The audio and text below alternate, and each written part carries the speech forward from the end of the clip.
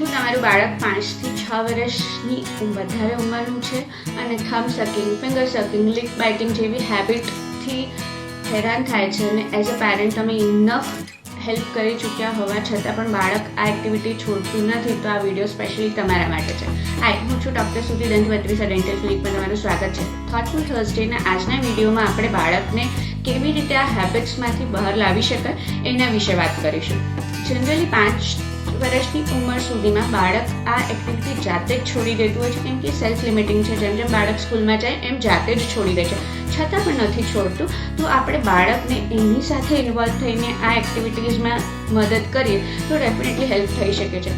એકદમ initial stage પર આપણે જો બાળકને મદદ કરીએ, જેમ કે કોઈ કડવી વસ્તુ હાથ પર લગાવીને એને કન્ટિન્યુઅસ રિમાઇન્ડર આપી, તો પણ બાળક ઇઝીલી છોડી દેતું હોય છે. નેક્સ્ટ સ્ટેજીસમાં જેમ કે પરફ્યુમ્સ છે, નેલ પોલિશ છે, એઝ અ રિમાઇન્ડર કે આ વસ્તુ મોઢામાં નથી નાખવાની, તો પણ ધીમે ધીમે બાળક એને છોડી દે છે.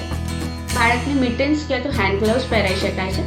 થમ્બ સ્પ્લિન્ટ્સ આવતી હોય છે, જેનાથી બાળકનો અંગૂઠો એના ફિંગર્સથી અલગ રહે અને બાળકને રિમાઇન્ડર મળે કે આ વસ્તુને અવોઇડ કરવાની છે. એ સિવાય આપણે બાળકોને ગમતા એમના favourite cartoon characters, teddy bears કે પછી ગર્લ્સ માટે સ્પેસિફિકલી ડોલ્સને as a role model use કરીને એક નાનું પ્લે બનાવીને ધીમે ધીમે રોજ રીઇન્ફોર્સ કરીએ કે આ વસ્તુ એમને છોડવાની છે, તો પણ આ એક્ટિવિટી ઘણું મદદ કરી શકે છે.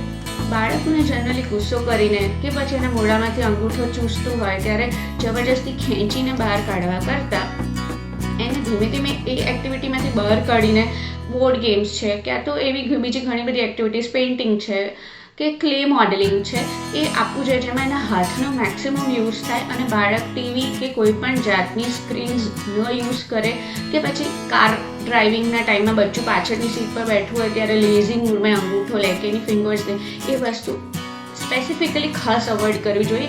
ટ્રિગર પોઈન્ટ્સ જે બાળકોના છે એ ઓછા આવે એવો પણ પ્રયત્ન આપણે ડેફિનેટલી કરવો જોઈએ, કેમ કે જનરલી બાળક પોતે પણ આ હેબિટને છોડવા માંગતું જ હોય છે, પણ ક્યાંક ને ક્યાંક એને એક્સ્ટ્રા એફર્ટ્સની જરૂર હોય છે. નેક્સ્ટ લેવલ પર વાત કરીએ તો આપણે બાળકોને એક પ્લે શીટ જેવું આપી શકીએ છીએ, જે એઝ અ રિમાઇન્ડર હોય. ડેલી જો આ એક્ટિવિટી કરવામાં આ હેબિટ્સથી દૂર રહે તો એને રિવોર્ડના ફોર્મમાં સ્ટાર્સ, સ્ટીકર્સ કે પછી એને ગમતા ફેવરેટ કાર્ટૂન કેરેક્ટરને ગિફ્ટ કરી શકાય કે જે એ બોર્ડ પર એ સ્ટીક કરે. અને 6 થી 8 વીક સુધીના પીરિયડમાં જો એ વસ્તુ કન્ટિન્યુઅસલી રોજ કરવામાં આવે તો એટ ધી એન્ડ બાળકને વધારે સારું રિવોર્ડ આપીને, જેમ કે આઉટિંગ્સ છે, એનું ફેવરેટ ફૂડ છે કે લંચ ડિનર છે, ક્યાં તો એક્સ્ટ્રા પ્લે ઝોન છે, વોટ એવર બાળકોને જે ગમતું હોય એ ગિફ્ટ કરવું જોઈએ કે જેનાથી એને કન્ટિન્યુઅસ મોટિવેશન મળે આ હેબિટથી દૂર થવા માટે અને ધીમે ધીમે એ જાતે જ આ હેબિટ છોડી દે. પણ આપણે બાળકોને એના માટે પૂરતો સમય આપવો જોઈએ અને પેરેન્ટ્સે પણ થોડીક ધીરજ રાખવી જોઈએ બાળકને આ હેબિટમાંથી બહાર લાવવા માટે.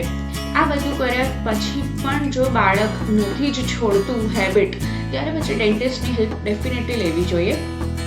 જનરલી બાળકોને એક મોઢામાં તાળવામાં મૂકવા માટેની ડિવાઇસ આપવામાં આવે છે, જેમાં બાર્સ હોય છે, ક્યાં તો ક્રિબ હોય છે અથવા તો રોલર્સ અટેચ કરેલા હોય છે. રિમૂવેબલ કે ફિક્સ ફોર્મમાં આપી શકાય છે.